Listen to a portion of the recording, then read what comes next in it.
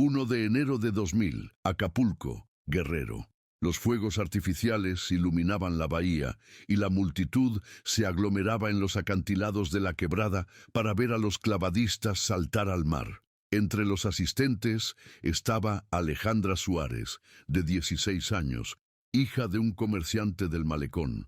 Sonreía mientras sostenía una vela, pero tras la medianoche desapareció sin dejar rastro. El aire salado se mezclaba con el aroma de los elotes asados y el humo de los cohetes. Miles de personas se habían congregado en el mirador de la quebrada para despedir el siglo XX de la manera más espectacular posible, viendo a los clavadistas de Acapulco desafiar a la muerte saltando desde 40 metros de altura hacia las aguas oscuras del Pacífico. Alejandra Suárez había llegado temprano esa noche, acompañada por su hermano menor, Esteban, de 14 años. Su padre, Ramón Suárez, propietario de una tienda de souvenirs en el malecón, les había dado permiso para quedarse hasta después de la medianoche, algo excepcional para una familia que normalmente seguía horarios estrictos. Su madre, Claudia Méndez, había empacado bocadillos y refrescos en una canasta de mimbre, junto con una docena de velas blancas que había comprado en el mercado de la Costera. Es para pedir deseos en el nuevo milenio, le había explicado Claudia a su hija mientras envolvía cada vela en papel de seda. Una tradición de mi abuela. Enciendes la vela, pides tu deseo y la dejas que se consuma completamente. Alejandra había elegido un lugar privilegiado en el borde del acantilado, cerca de la capilla de la Virgen de Guadalupe, que protegía a los clavadistas. Llevaba puesta su medalla de plata favorita, un regalo de su quinceañera que nunca se quitaba, la imagen de la Virgen de Guadalupe grabada en el anverso y su nombre, Alejandra, en el reverso, con letras cursivas delicadas. El viento nocturno movía su cabello castaño mientras observaba a los clavadistas prepararse para su última actuación del siglo. Uno de ellos, un hombre de unos 30 años con el torso bronceado y cicatrices en las manos, se acercó al borde del acantilado. La multitud guardó silencio. Solo se escuchaban las olas rompiendo contra las rocas y el murmullo distante de la música que venía de los hoteles de la zona dorada. 10, 9, 8, gritaba la multitud, contando los segundos hacia el año 2000. Alejandra encendió su vela con manos temblorosas. La llama danzaba en la brisa marina, proyectando sombras doradas sobre su rostro. Cerró los ojos y formuló un deseo silencioso, el mismo que había estado guardando en su corazón durante meses: estudiar turismo en la Universidad de Guerrero y algún día abrir su propio hotel frente al mar. 3, 2, 1, ¡feliz año nuevo! Los fuegos artificiales estallaron sobre la bahía en una sinfonía de colores. El clavadista saltó en ese momento exacto, su silueta recortada contra las luces doradas y rojas que llovían del cielo. La multitud estalló en aplausos y gritos de celebración. Esteban se giró hacia su hermana para abrazarla, pero Alejandra ya no estaba ahí. La vela que había estado sosteniendo yacía en el suelo, aún encendida, la cera derritiéndose lentamente sobre la piedra caliza del mirador. Su canasta con bocadillos permanecía intacta junto a la baranda, pero Alejandra había desaparecido. ¡Alejandra!, gritó Esteban por encima del ruido de la celebración. ¡Alejandra! El joven se abrió paso entre la multitud, empujando a turistas ebrios y familias que se abrazaban. Revisó cada rincón del mirador, cada escalón que bajaba hacia los restaurantes, cada banco donde alguien podría haberse sentado a descansar. Nada. Corrió hacia el estacionamiento, pensando que tal vez su hermana había decidido regresar al auto antes de tiempo. Los coches estaban estacionados en filas desordenadas, algunos con las ventanas abiertas y música sonando a todo volumen. Revisó su viejo Tsuru verde, el que su padre usaba para transportar mercancía desde el puerto. Las llaves seguían en su bolsillo. El auto estaba cerrado y vacío. «¡Señor, señor!», gritó Esteban a un policía municipal que dirigía el tráfico en la salida. Mi hermana, no la encuentro. Estaba aquí hace un momento. El oficial, un hombre de mediana edad con uniforme arrugado y olor a cerveza en el aliento, lo miró con expresión aburrida. Mijo, hay miles de personas aquí. Seguramente se fue con algunos amigos. En Año Nuevo, todos andan de fiesta. No, no entiende, insistió Esteban, con la voz quebrada por la desesperación. Ella no haría eso. Nunca se iría sin avisarme. El policía suspiró y miró su reloj. Dale una hora. Si no aparece, ven a la comandancia mañana y levanta un reporte. Esteban regresó corriendo al mirador. La multitud comenzaba a dispersarse. Las familias recogían sus pertenencias y los turistas se dirigían hacia los bares de la zona dorada para continuar la celebración. El joven se quedó parado junto a la baranda donde había visto a su hermana por última vez, mirando hacia el mar negro que se extendía hasta el horizonte. La vela de Alejandra se había consumido por completo, dejando solo un pequeño charco de cera blanca sobre la piedra. Esteban recogió la canasta de su hermana y caminó lentamente hacia el auto. Sus manos temblaban mientras introducía la llave en la cerradura. El motor tosió varias veces antes de encender, un ruido familiar que normalmente lo tranquilizaba, pero que esa noche sonaba ominoso en el silencio repentino de la quebrada. Condujo por las calles empinadas de Acapulco, con el corazón martilleando en su pecho. Las casas de la colonia donde vivían estaban decoradas con luces navideñas que parpadeaban débilmente, y algunos vecinos seguían despiertos, con música de banda sonando desde sus patios. Todo parecía normal, festivo, como si el mundo no hubiera cambiado, pero para Esteban todo había cambiado en un instante. Llegó a su casa, una construcción de 2 pisos con fachada de azulejos azules y una pequeña tienda en la planta baja. Las luces estaban encendidas. Sus padres lo esperaban despiertos en la sala, viendo en la televisión las celebraciones del nuevo milenio en otras partes del mundo. ¿Y Alejandra?, preguntó Claudia cuando vio entrar solo a su hijo menor. Esteban dejó caer la canasta en el suelo. Los bocadillos se desparramaron sobre el piso de baldosas y el termo con refresco rodó hasta detenerse junto a los pies de su padre. «No la encuentro», murmuró, con la voz apenas audible. «Estaba ahí, y después... ya no estaba». Ramón se levantó de su sillón como impulsado por un resorte. Era un hombre robusto, con las manos callosas por años de cargar cajas de mercancía, pero esa noche temblaba como una hoja. «¿Cómo que no la encuentras? Estábamos viendo los fuegos artificiales», explicó Esteban, con lágrimas corriendo por sus mejillas. Ella encendió su vela, pidió un deseo, y cuando terminó la cuenta regresiva, ya no estaba. Solo quedaba su vela en el suelo. Claudia se llevó las manos al rostro. El rosario que siempre llevaba en el cuello se balanceaba mientras su cuerpo se sacudía con sollozos silenciosos. «Tienen que haberla visto», dijo Ramón, «más para sí mismo que para los demás. Con toda esa gente, alguien tuvo que verla irse». Pero incluso mientras pronunciaba esas palabras, una sensación fría se extendía por su pecho. Conocía a su hija mejor que nadie. Alejandra era responsable, cuidadosa, nunca haría algo imprudente. Si había desaparecido, no había sido por decisión propia.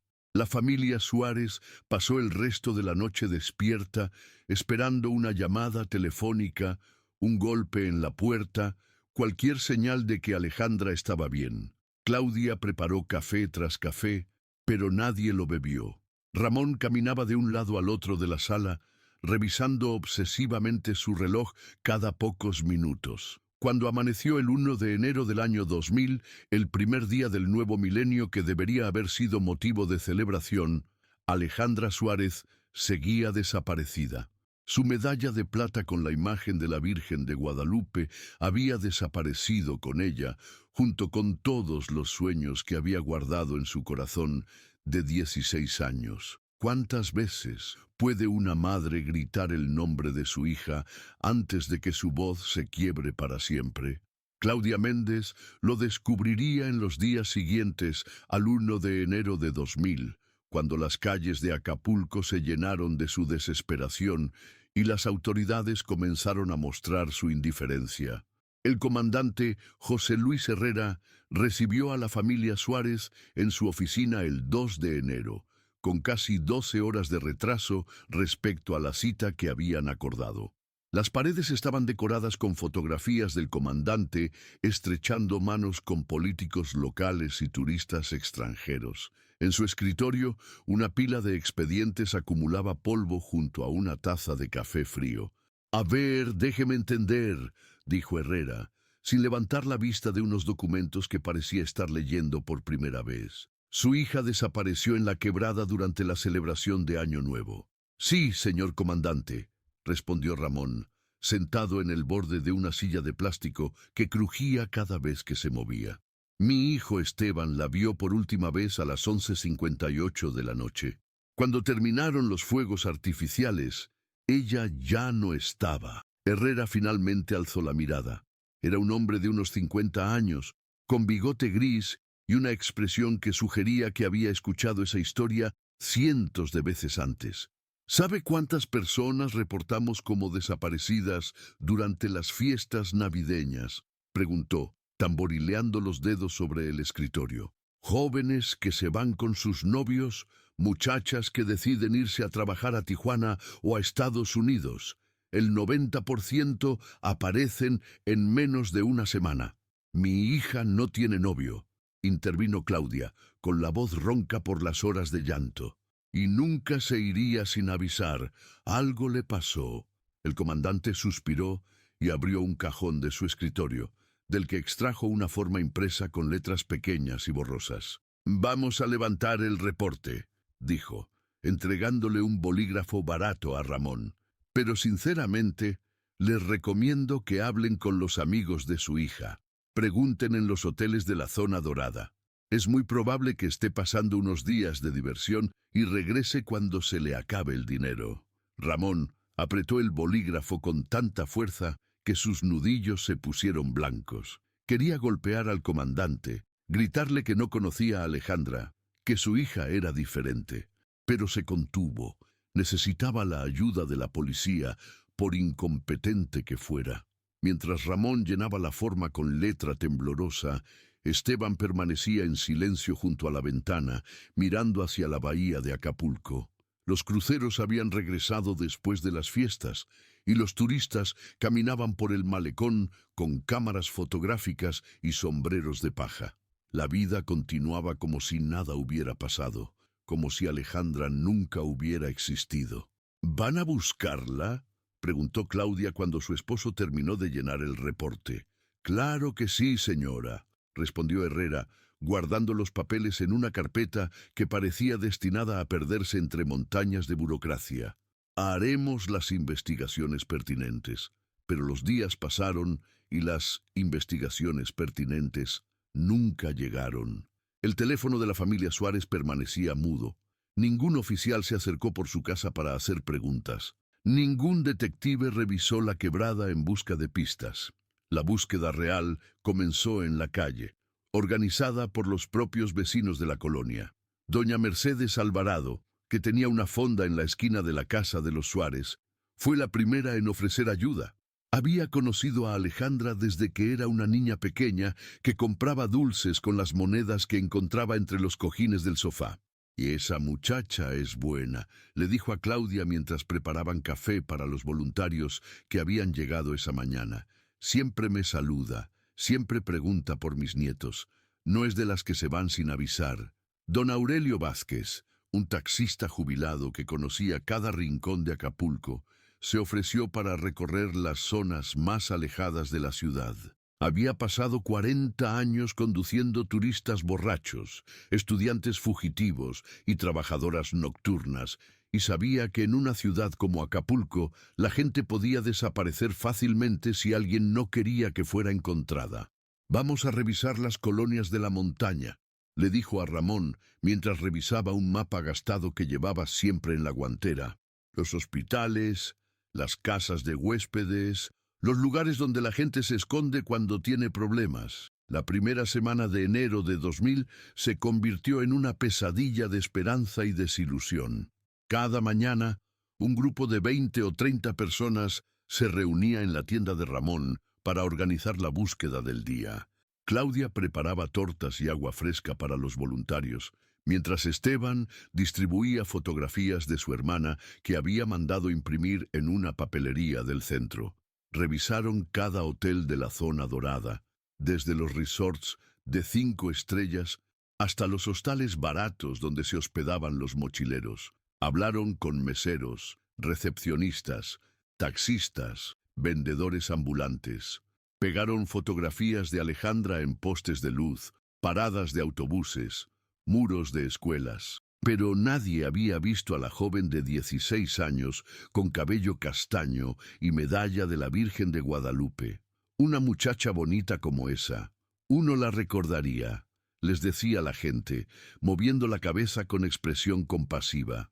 Pero no la he visto. El padre Miguel Sandoval, párroco de la iglesia de San José, donde la familia Suárez asistía a misa todos los domingos, organizó una cadena de oración que duró 3 días consecutivos. Cada noche, después del rosario, los feligreses se quedaban 1 hora más para rezar por el regreso de Alejandra. Dios tiene sus planes, le dijo el padre Miguel a Claudia, después de una de esas sesiones nocturnas. A veces no los entendemos, pero debemos confiar en su voluntad. Claudia quería creer en esas palabras, pero cada día que pasaba sin noticias de su hija, su fe se resquebrajaba un poco más. Dejó de cocinar, de bañarse regularmente, de cambiar la ropa de cama. Se levantaba cada mañana con la esperanza de que ese fuera el día en que Alejandra regresara a casa, y se acostaba cada noche con el corazón más roto que la noche anterior. Ramón, por su parte, se sumergió obsesivamente en la búsqueda. Cerró la tienda indefinidamente y se dedicó a recorrer Acapulco de extremo a extremo, preguntando por su hija en lugares donde ningún padre debería tener que buscar a una adolescente: bares de mala muerte, casas de citas, barrios controlados por narcotraficantes. «Patrón, usted no debería andar por aquí», le advirtió un conocido que trabajaba en el mercado de pescados. «De esta zona es peligrosa, especialmente para alguien que anda haciendo preguntas». Pero Ramón no escuchaba las advertencias. Su hija estaba perdida en algún lugar de esa ciudad, y él no pararía hasta encontrarla, sin importar los riesgos. Una tarde de mediados de enero recibieron la primera pista real. Una trabajadora del Hotel Princess, una mujer llamada Esperanza Morales, que limpiaba habitaciones en el turno nocturno, se acercó a Claudia en el mercado de la Costera. «Señora», le dijo en voz baja, mirando nerviosamente a su alrededor, «creo que vi a su hija la noche que desapareció». El corazón de Claudia se aceleró.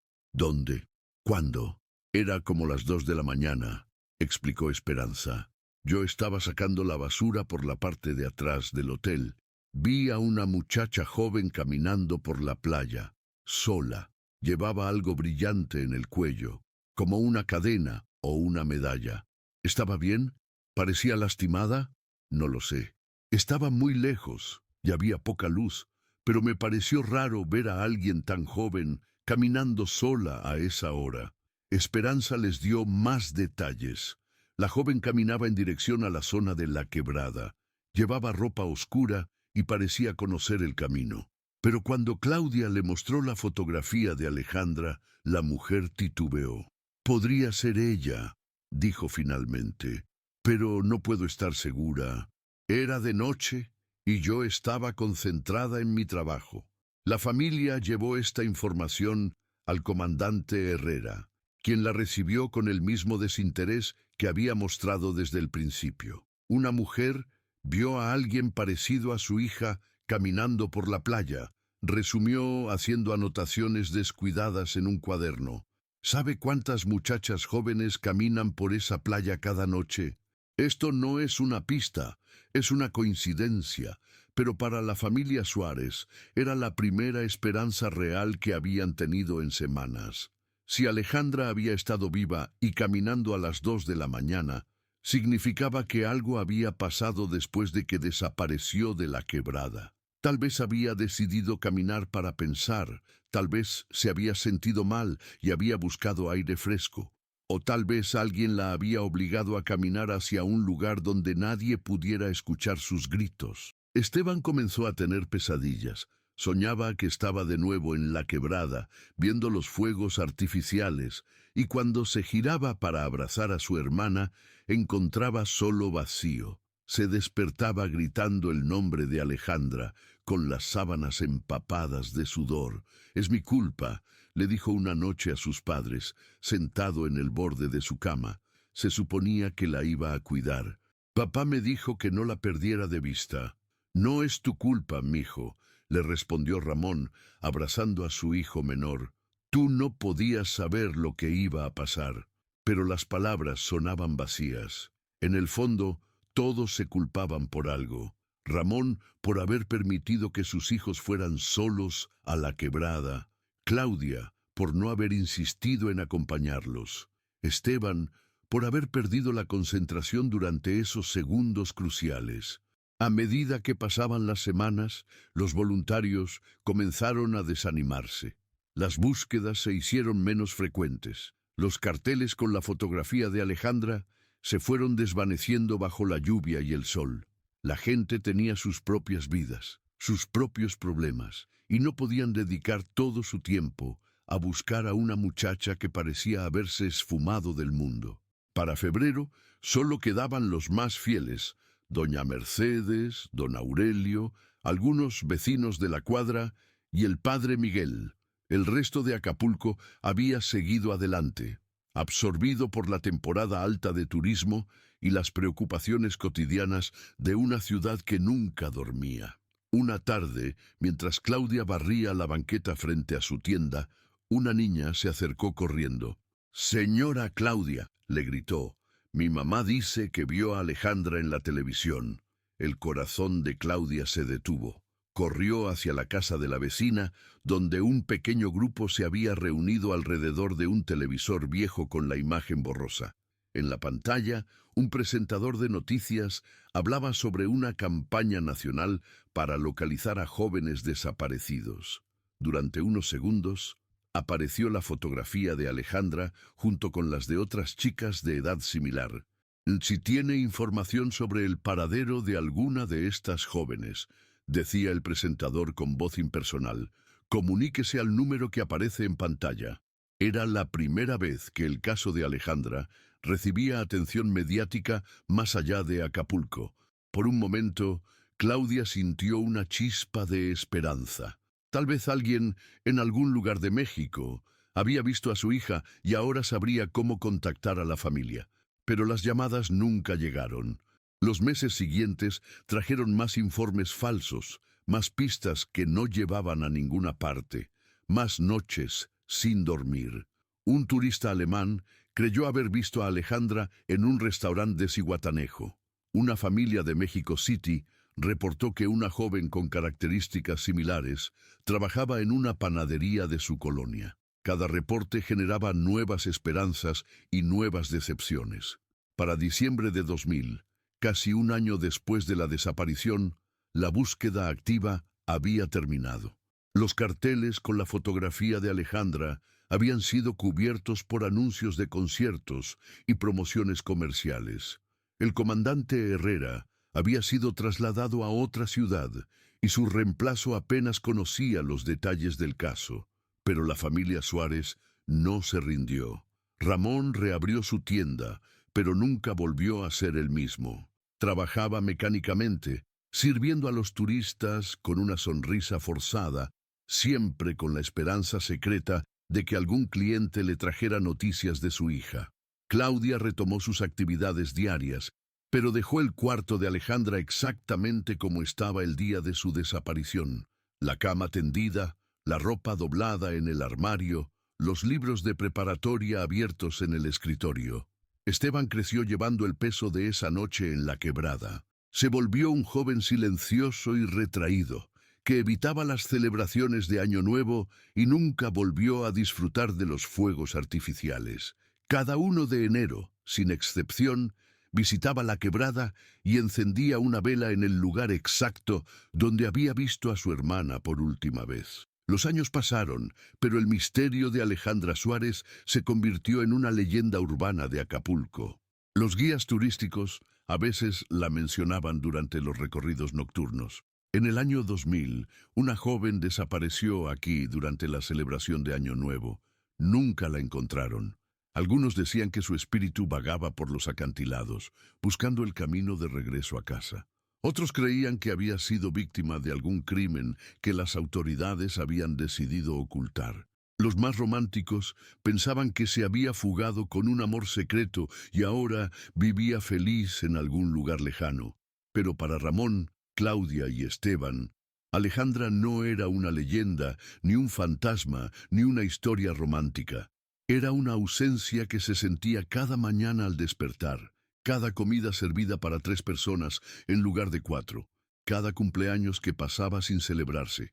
Era una medalla de plata con la imagen de la Virgen de Guadalupe que ya nadie llevaba puesta, pero que todos recordaban brillando a la luz de los fuegos artificiales en la última noche del siglo XX. Era una pregunta sin respuesta que los acompañaría por el resto de sus vidas. ¿Qué le pasó realmente a Alejandra Suárez? 15 de agosto de 2010. La fecha estaba marcada en rojo en el calendario de Miguel Ángel Torres, no por ser un día especial, sino porque llevaba exactamente 10 años haciendo la misma peregrinación cada verano. Caminar descalzo desde la Basílica de la Virgen de la Soledad hasta la Quebrada, rezar un rosario completo frente al mar y regresar antes del atardecer. Era su promesa personal, su forma de agradecer por un milagro que había cambiado su vida una década atrás. Miguel Ángel tenía 45 años. Trabajaba como electricista en el puerto y vivía solo en una casa pequeña de la colonia Progreso. En el año 2000, los doctores le habían diagnosticado un tumor en el pulmón izquierdo y le habían dado 6 meses de vida. 10 años después, seguía vivo, con los pulmones limpios y una fe inquebrantable en la Virgen de Guadalupe. Esa mañana de agosto había comenzado su caminata antes del amanecer, como siempre. Las calles de Acapulco estaban húmedas por la llovizna nocturna y el aire olía a sal y hierba mojada. Llevaba consigo una mochila pequeña con agua, un rosario de madera y una estampita de la Virgen que había sido bendecida por el Papa Juan Pablo II durante su visita a México. Para las 10 de la mañana había llegado a la Quebrada. El lugar había cambiado mucho en una década. Nuevos restaurantes, más vendedores ambulantes, carteles publicitarios que no existían antes. Pero los acantilados seguían siendo los mismos, y el mar conservaba ese color azul profundo que había enamorado a generaciones de visitantes. Se arrodilló en el mirador principal, el mismo lugar donde miles de personas habían celebrado la llegada del nuevo milenio, y comenzó a rezar.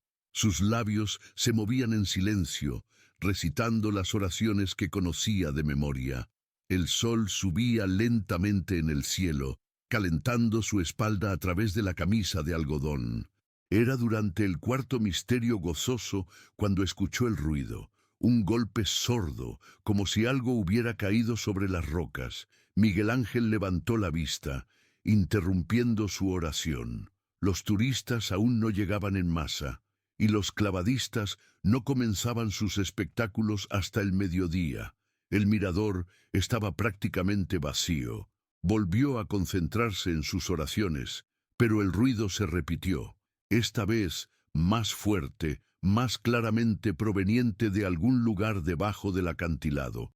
Terminó su rosario y se acercó a la baranda para investigar. Desde esa altura podía ver las formaciones rocosas que se extendían a los lados del área principal de clavados. Había cuevas pequeñas, grietas entre las piedras, lugares donde el agua del mar se filtraba durante las tormentas. El sonido venía de una de esas cuevas. Miguel Ángel conocía bien la zona. Durante su juventud, antes de que se volviera un hombre devoto y responsable, había explorado cada rincón de esos acantilados en busca de caracolas y piedras preciosas que pudiera vender a los turistas. Recordaba un sendero serpenteante que bajaba por el lado oeste, oculto por la vegetación, que llevaba hasta una serie de cavernas pequeñas. Normalmente habría ignorado el ruido y habría continuado con su peregrinación. Pero algo en su interior, una intuición que no podía explicar, lo empujaba a investigar. Tardó casi 20 minutos en encontrar el sendero. Estaba más crecido de lo que recordaba, cubierto por enredaderas y arbustos espinosos que se enganchaban en su ropa. Sus sandalias resbalaban en las piedras húmedas y tuvo que agarrarse de las ramas para no perder el equilibrio. Cuando finalmente llegó al nivel del mar, el sonido se había hecho más evidente. No era algo que hubiera caído, era el viento, filtrándose por una abertura en las rocas que no recordaba haber visto antes. La cueva estaba parcialmente oculta por una cortina de algas secas y conchas marinas. La abertura era lo suficientemente grande para que una persona pudiera entrar agachándose, pero lo suficientemente pequeña para pasar desapercibida desde el agua.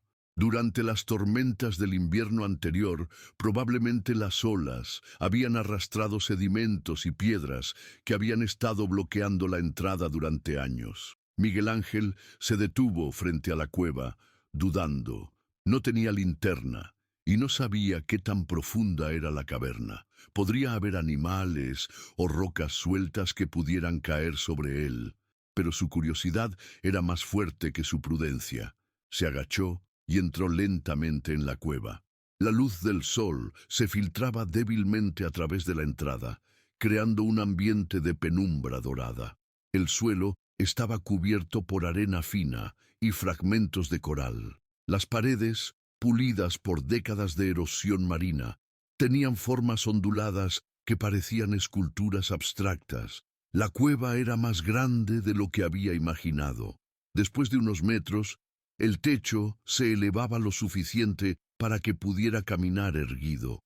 El aire olía a sal y humedad, pero también a algo más, un aroma extraño, como metal oxidado. Fue entonces cuando la vio. En el fondo de la cueva, donde la luz apenas llegaba, algo brillaba débilmente en el suelo. Miguel Ángel se acercó cuidadosamente, palpando las paredes para mantener el equilibrio. Sus ojos se fueron acostumbrando gradualmente a la oscuridad. Era una medalla de plata. Estaba medio enterrada en la arena, pero la parte visible mostraba claramente la imagen de la Virgen de Guadalupe. A pesar de haber estado expuesta a la humedad salina durante años, el metal conservaba un brillo tenue, como si hubiera sido protegido por alguna fuerza invisible. Miguel Ángel la tomó con cuidado, sintiendo el peso familiar del metal en su palma. La limpió con la manga de su camisa, quitando la arena y las incrustaciones de sal. Fue cuando la volteó, que sintió que el mundo se detenía a su alrededor. En el reverso, grabado con letra cursiva delicada, estaba un nombre: Alejandra. Miguel Ángel conocía esa historia. Todo el mundo en Acapulco conocía la historia de la muchacha que había desaparecido en la quebrada durante la celebración del milenio. Había sido el tema de conversación durante meses, y aún hoy, 10 años después, de vez en cuando alguien mencionaba el caso en las cantinas o en las reuniones familiares. Pero encontrar su medalla, aquí, en una cueva que había estado sellada durante años. Sus manos temblaron mientras examinaba la joya más de cerca. La cadena estaba rota, como si hubiera sido arrancada con violencia.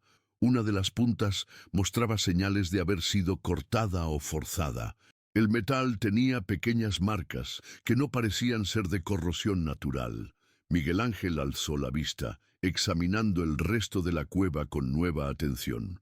Si la medalla de Alejandra estaba aquí, tal vez hubiera otras pistas, otros objetos que pudieran explicar qué había pasado esa noche de hace 10 años. Comenzó a escudriñar cada rincón, moviendo la arena con las manos, revisando las grietas en las paredes rocosas. La cueva se extendía más de lo que había pensado inicialmente, con pequeños recovecos y túneles secundarios que se perdían en la oscuridad. En uno de esos recovecos encontró algo más, un pedazo de tela azul marino del tamaño de un pañuelo, enganchado en una protuberancia rocosa cerca del techo. Estaba desteñido por el tiempo y la sal, pero aún conservaba la textura de algodón de buena calidad.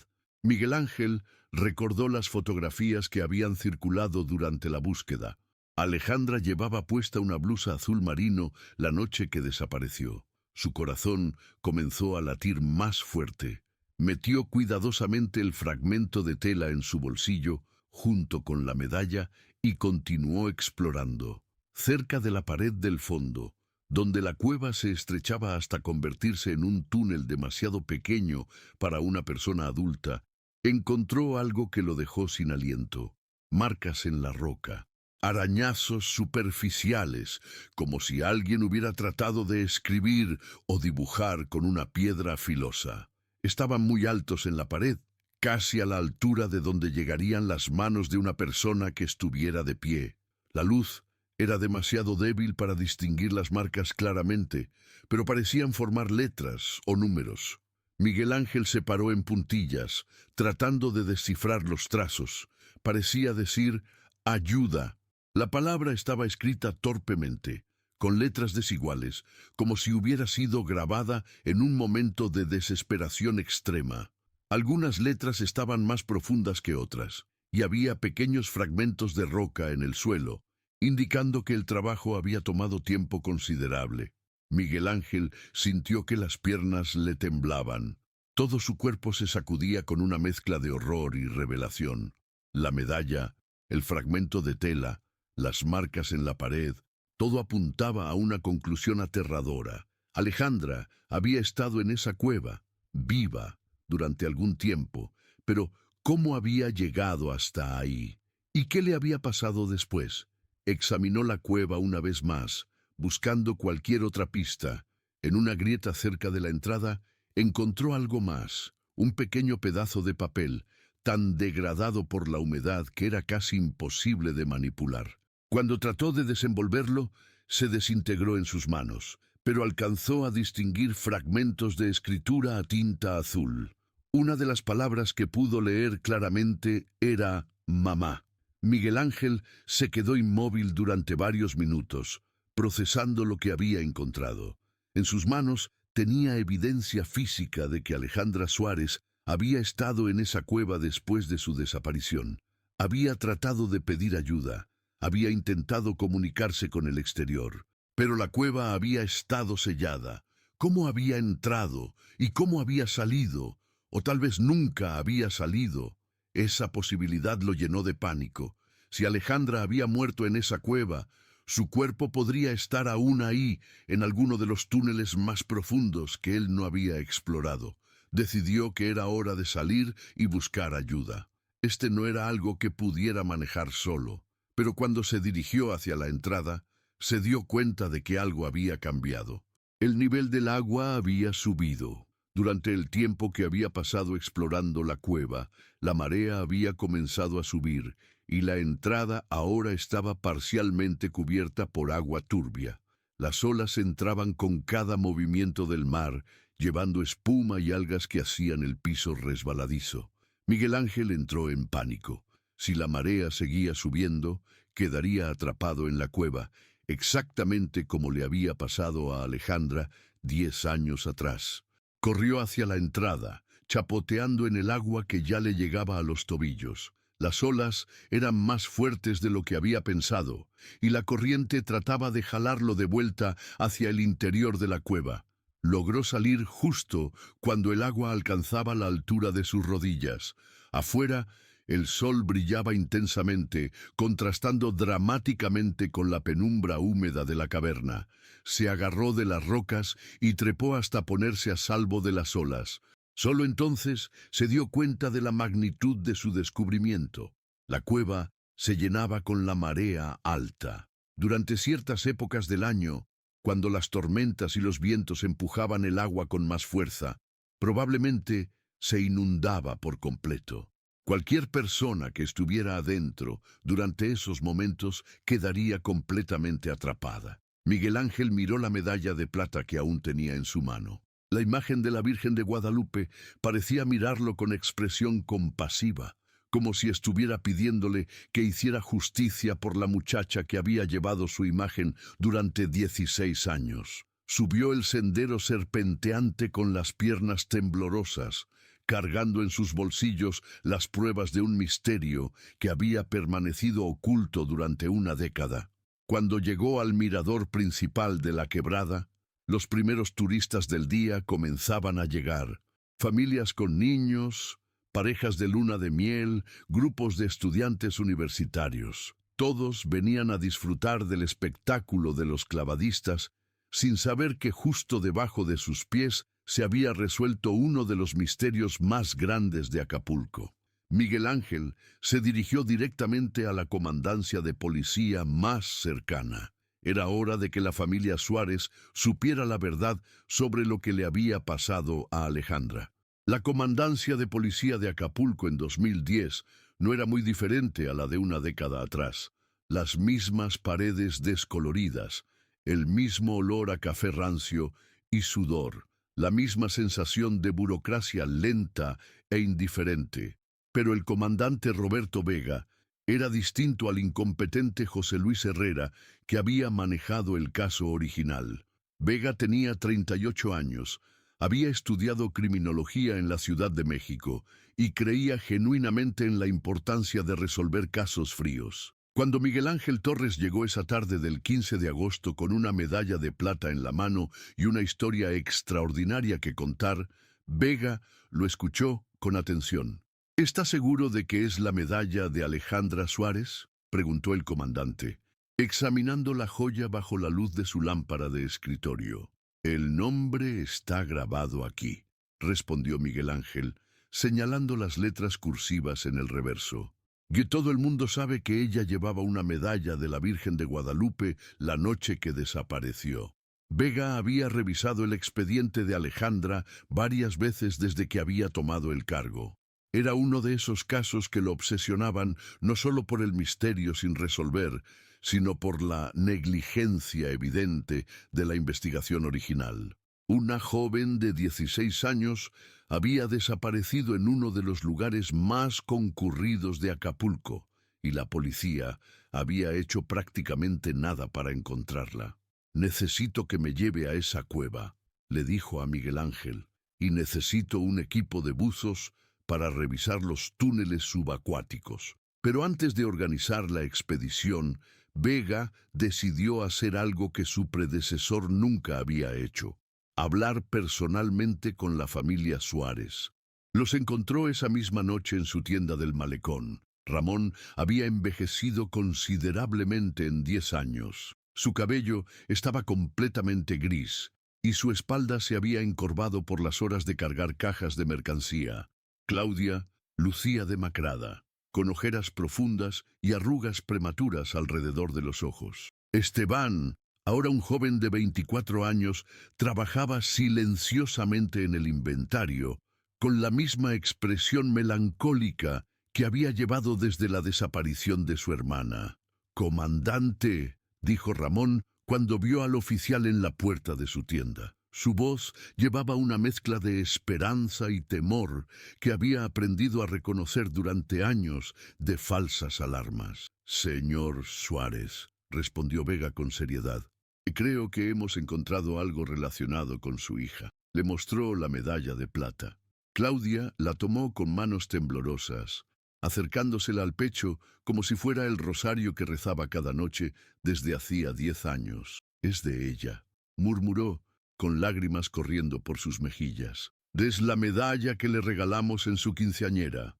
Vega les explicó los detalles del descubrimiento, omitiendo deliberadamente las partes más perturbadoras: las marcas de ayuda en la pared, el papel con la palabra mamá, las implicaciones de una cueva que se inundaba con la marea. «¿Qué significa esto?», preguntó Esteban. ¿Dónde está mi hermana? Todavía no lo sabemos, respondió Vega honestamente, pero vamos a averiguarlo. Esto es lo más cerca que hemos estado de la verdad en 10 años. La búsqueda en la cueva comenzó al día siguiente. Vega había conseguido un equipo de buzos de la Marina y un especialista en espeleología de la Universidad de Guerrero. También había contactado a un antropólogo forense por si encontraban restos humanos. La exploración tomó 3 días. Los buzos descubrieron que la cueva se extendía mucho más profundo de lo que Miguel Ángel había imaginado, con túneles que se conectaban a un sistema de cavernas submarinas que corría a lo largo de todo el acantilado. En uno de esos túneles profundos, a unos 15 metros de la entrada principal, encontraron lo que había quedado de Alejandra Suárez. Los huesos estaban dispersos por la corriente de años de tormentas, pero el antropólogo forense pudo confirmar que pertenecían a una mujer joven de entre 15 y 18 años, con una estatura consistente con la descripción de Alejandra.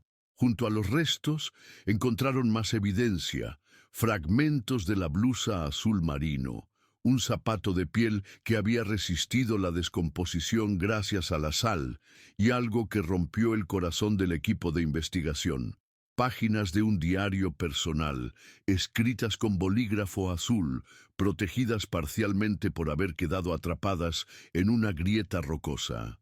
Las páginas estaban dañadas por el agua y el tiempo, pero algunas partes eran legibles. El forense fotógrafo las documentó cuidadosamente antes de que se desintegraran por completo. Una de las entradas, fechada el 2 de enero de 2000, decía: «No sé cuánto tiempo he estado aquí. Tengo mucho frío y no puedo salir. El agua sube y baja. Cuando baja puedo caminar un poco. Cuando sube tengo que quedarme en la parte de atrás, donde el agua no llega. Tengo hambre. Tengo miedo. Quiero ir a casa». Otra entrada, varios días después, era menos coherente. «Traté de gritar, pero nadie me escucha. El ruido del agua es muy fuerte. Escribí ayuda en la pared con una piedra. Me duelen las manos. Mamá, papá, si encuentran esto, sepan que los amo. Esteban, no es tu culpa». La última entrada legible era apenas unas líneas. «El agua no baja tanto como antes. Creo que va a llover. Si llueve mucho, el agua va a subir más. No sé si voy a poder...». El resto se había vuelto ilegible. El comandante Vega se sintió enfermo mientras leía esas líneas. Alejandra había sobrevivido días, posiblemente semanas, en esa cueva, esperando rescate que nunca llegó. Había muerto lentamente, de hambre, sed, exposición y finalmente ahogamiento durante una tormenta que había elevado el nivel del agua más allá de los límites de seguridad de la cueva. Pero aún quedaba la pregunta más importante: ¿cómo había llegado hasta ahí? La respuesta llegó de una fuente inesperada: Patricio Morales, el hermano de Esperanza, la trabajadora del hotel que había reportado ver a una joven en la playa esa noche. Se presentó en la comandancia 3 días después de que la noticia del hallazgo apareciera en los periódicos locales. Patricio tenía 42 años, trabajaba como pescador y llevaba 10 años cargando con un secreto que lo había estado consumiendo desde dentro. «Comandante», le dijo a Vega con voz quebrada, «necesito contarle algo sobre la noche que desapareció esa muchacha». Vega lo llevó a una sala de interrogatorio y encendió una grabadora. Lo que Patricio le contó durante las siguientes 2 horas cambió por completo la percepción del caso. La noche del 31 de diciembre de 1999, Patricio había estado bebiendo con unos amigos en la playa, cerca de La Quebrada. Era una tradición que tenían desde jóvenes: conseguir unas cervezas baratas, sentarse en las rocas y ver los fuegos artificiales desde lejos, sin pagar la entrada al mirador oficial. Alrededor de las 2 de la mañana, cuando la mayoría de los celebrantes ya se habían ido, Patricio vio a una joven caminando sola por la playa. Llevaba ropa oscura y parecía desorientada. «Me acerqué para ver si estaba bien», relató Patricio, con las manos temblorosas. «Ella me dijo que se había perdido que no sabía cómo regresar al mirador. Yo le dije que la podía ayudar. Patricio había estado muy borracho esa noche, más de lo que había admitido inicialmente ante sí mismo. Su intención original había sido genuinamente ayudar a la joven, pero cuando estuvieron solos en la playa, algo cambió. Yo traté de besarla, confesó con lágrimas en los ojos. Ella me empujó, me gritó que la dejara en paz. Yo me enojé. No sé qué me pasó. Había bebido mucho y ella era muy bonita, y yo pensé, Patricio había forcejado con Alejandra. En la lucha, la cadena de su medalla se había roto. La joven había gritado pidiendo ayuda, pero el ruido de las olas y los últimos fuegos artificiales habían ahogado su voz. Ella trató de correr, continuó Patricio, pero se resbaló en las rocas, se golpeó la cabeza. Yo pensé que se había muerto. Preso del pánico y la culpa, Patricio había cargado el cuerpo inconsciente de Alejandra hasta una de las cuevas que conocía desde la infancia, pensando esconderla temporalmente hasta que pudiera decidir qué hacer. La puse en la cueva más grande, explicó. Pensé que nadie la iba a encontrar ahí. Iba a regresar al día siguiente para deshacerme del cuerpo. Pero cuando Patricio regresó 24 horas después, descubrió algo aterrador. Alejandra no estaba muerta. Había recuperado la conciencia y estaba atrapada en la cueva, débil por el golpe en la cabeza, pero muy viva. Me suplicó que la sacara de ahí, recordó Patricio, sollozando. Me dijo que tenía hambre, que tenía frío, que quería ir a casa, pero yo ya no podía hacer nada. Si la dejaba ir, iba a decirle a todo el mundo lo que había pasado. Iban a meterme a la cárcel. Patricio había tomado la decisión más cobarde y cruel posible, dejar a Alejandra en la cueva para que muriera. Le llevé un poco de agua y unas galletas, murmuró. Pensé que tal vez podría mantenerla viva hasta que se me ocurriera algún plan, pero cada día era más difícil ir sin que alguien me viera. Y ella cada vez estaba más débil, más desesperada. La última vez que Patricio había visitado la cueva fue aproximadamente una semana después de la desaparición. Alejandra apenas podía hablar, estaba febril por la infección de sus heridas y había comenzado a delirar. Me dijo que sabía que se iba a morir, recordó Patricio. Me pidió que le diera un mensaje a su familia, que les dijera que los amaba. Yo le dije que sí, pero nunca lo hice. Después de esa visita, Patricio nunca regresó. Se convenció a sí mismo de que Alejandra había muerto rápidamente, sin sufrimiento adicional. Durante 10 años, había tratado de olvidar lo que había hecho, de convencerse de que había sido un accidente, una serie de decisiones impulsivas que se habían salido de control. Pero cuando vio la noticia sobre el hallazgo en la cueva, supo que ya no podía seguir viviendo con esa culpa. Yo la maté, concluyó Patricio, mirando directamente a los ojos del comandante Vega. No directamente, pero yo la maté. Podría haberla salvado y no lo hice. Dejé que muriera sola en esa cueva como un animal. El comandante Vega apagó la grabadora y se quedó inmóvil durante varios minutos, procesando la confesión. En su carrera había escuchado muchas historias horribles, pero pocas lo habían impactado tanto como esta. Alejandra Suárez no había sido víctima de un secuestro planeado, ni de un asesino serial, ni de una red de tráfico humano.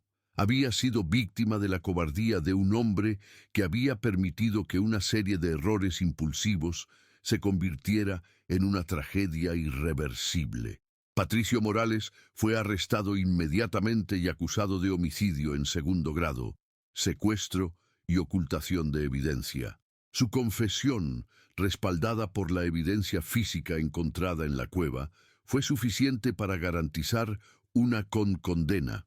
Esa noche, el comandante Vega visitó nuevamente a la familia Suárez para darles la noticia que habían estado esperando durante 10 años, pero que nunca habían querido escuchar realmente. Ramón, Claudia y Esteban escucharon la historia completa en silencio. Cuando Vega terminó de hablar, ninguno de ellos lloró. Habían agotado sus lágrimas durante una década de incertidumbre.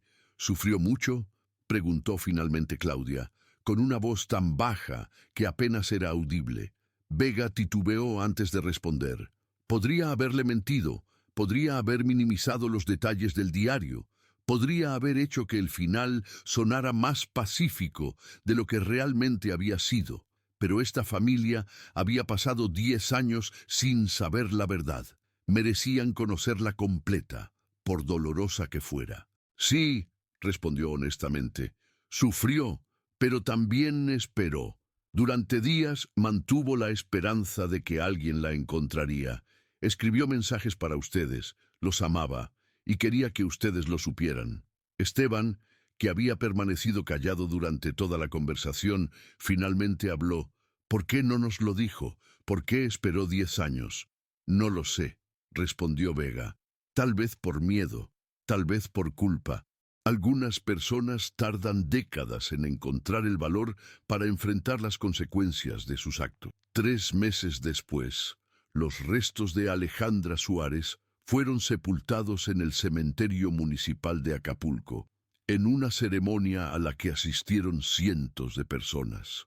La comunidad que había buscado a la joven durante semanas en el año 2000 se reunió nuevamente para despedirla finalmente. En su lápida, además de su nombre y fechas, Ramón y Claudia mandaron grabar una línea que habían encontrado en una de las páginas legibles de su diario. Los amo, no es culpa de nadie. Patricio Morales fue sentenciado a 25 años de prisión. Durante su juicio, intentó explicar sus acciones, pero nunca pudo ofrecer una justificación que satisficiera a la familia de Alejandra o a la comunidad de Acapulco. Miguel Ángel Torres regresó a la Quebrada cada 15 de agosto durante el resto de su vida, pero cambió su rutina. En lugar de rezar por su propia salud, rezaba por el alma de Alejandra Suárez y por todas las personas que habían desaparecido sin dejar rastro. La cueva donde murió Alejandra fue sellada permanentemente por las autoridades, tanto para evitar accidentes futuros como por respeto a su memoria. Pero los guías turísticos de Acapulco aún cuentan su historia, ya no como una leyenda urbana o un misterio sin resolver, sino como un recordatorio sombrío de que detrás de cada desaparición hay una familia que espera respuestas y que la verdad, por dolorosa que sea, siempre es mejor que la incertidumbre. La medalla de plata de Alejandra fue devuelta a su familia.